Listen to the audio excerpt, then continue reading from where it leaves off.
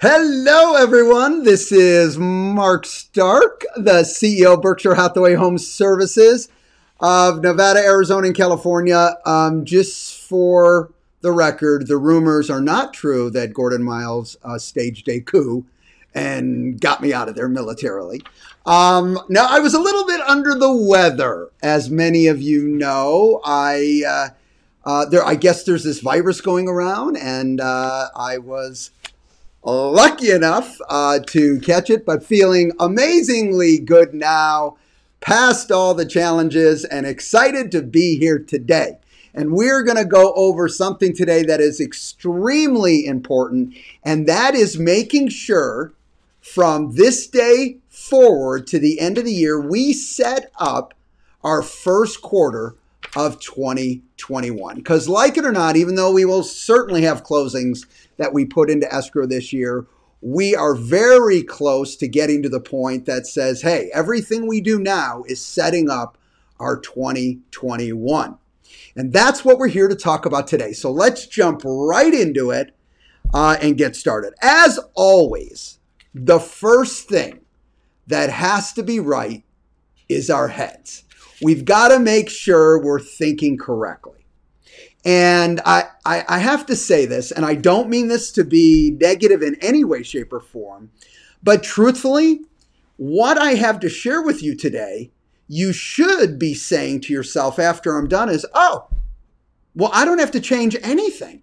Because see, I'm already doing what Mark just went over. And so that means I'm already doing the things that's going to set up not only certainly to finish the year strong, but I'm going to set up my first quarter, my second quarter, my third quarter, my fourth quarter, because what I'm doing keeps my business consistent and growing over time. And that's what we want. Dependable, repeatable business, okay, that we can rely on month in and month out. So what are some of these things that are key? Yes, you've heard it before, and I'm going to say it again. You need your daily revenue commitment.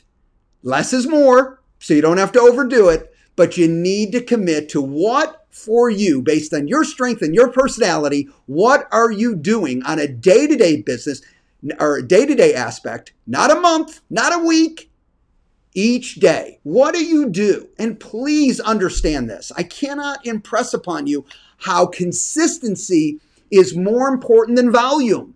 I don't want you to feel you have to do so much. I want you to feel that if you choose to do just a little bit, 3 conversations a day, that's perfect.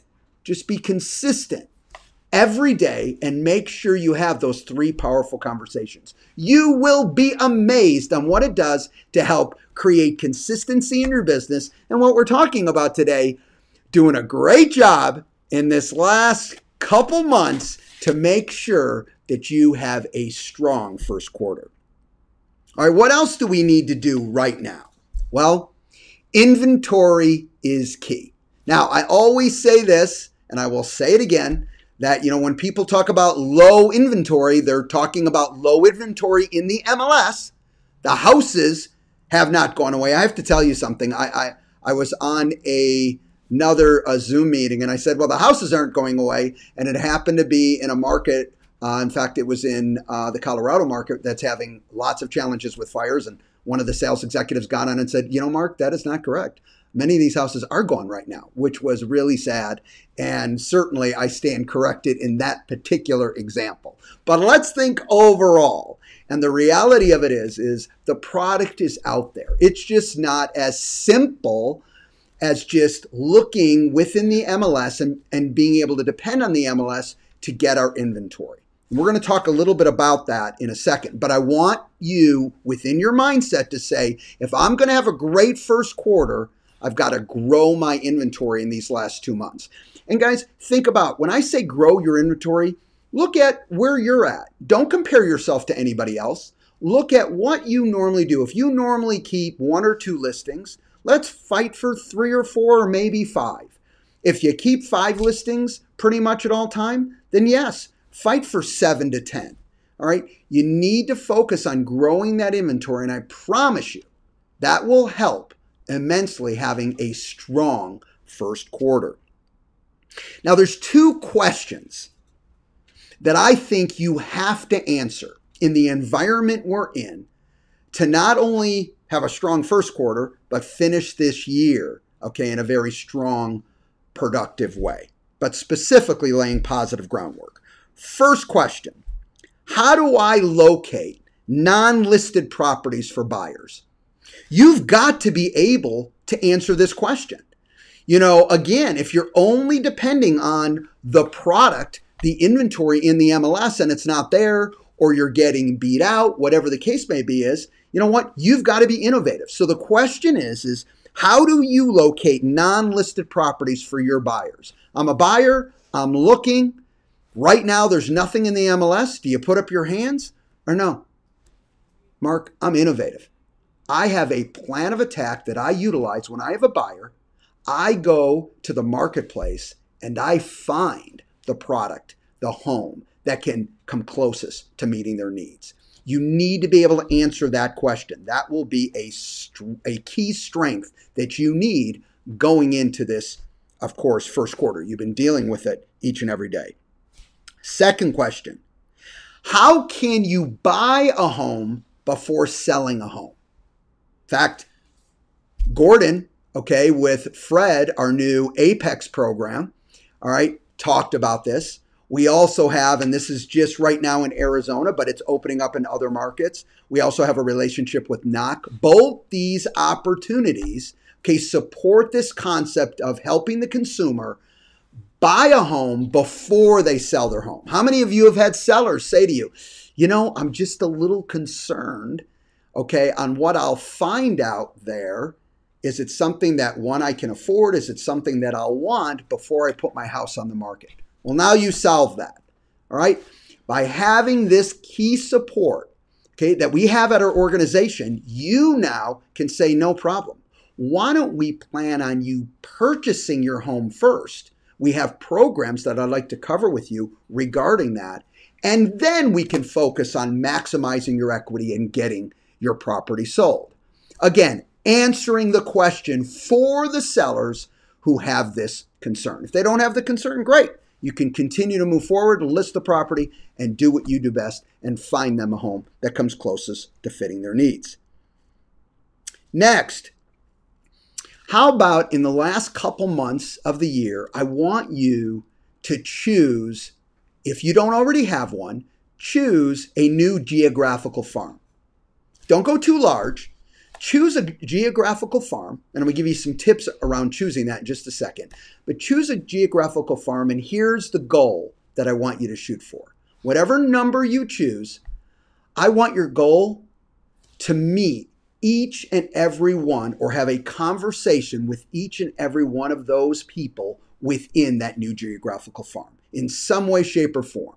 Okay? You can door knock it. You can just door hang. All right? You can call them. You can send mailers to get emails to discuss with them. You can do a mailer asking them to communicate to you, whatever your plan is. I know it's a little different now. We're still in a COVID environment, but regardless of that, in some way, shape, or form, I want you to interact with the people in that farm area over the next 60 days. Perfect opportunity to really get that DRC moving in the right direction and say, you know what, I'm going to do my very best to reach out to each one of these individuals. Maybe I'll do it face-to-face in some cases. Maybe I'll do it by the phone, whatever that may be. Now, let me give you some tips. If you're going to choose a geographical farm, make sure it has the correct average sales price that you choose to work with. Make sure it's a area that you want to work, that you're excited to work. Next, make sure it has a strong turnover rate, minimum 7%. Love to see 10%. That means, you know what? Simple numbers. If there's 1,000 homes in that area, 70 homes sell a year. That means in that area, it's got a turnover rate of a minimum, in that example, of 7%. All right? Don't choose an area that is monopolized by any one agent. Let's say they were the original track agent and now they went into general real estate, and they just have a big market share in that area. Don't fight that fight, all right? So choose an area that maybe numerous agents work. No one really has a strong market share, giving you an opportunity to grow yours. And last but not least for today, we've got a holiday season coming up, and we're in a really weird time right now. Probably not going to be the normal holiday aspect based on, the COVID environment and people staying closer to home.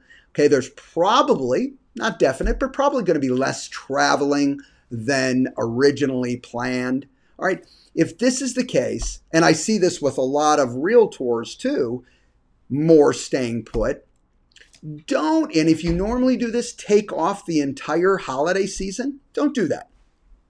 Schedule out your breaks. Okay? Be it that you take specific timelines, do that, but include some of those opportunities to work through the holidays. Okay? Again, if you have something planned and it's about you and family, take your time. You deserve it. Go for it. But if you don't, I would plan on working through some of those aspects, because I will tell you this, I think people are going to be home. I think it's going to be a busy holiday season. I think real estate overall is going to be busy.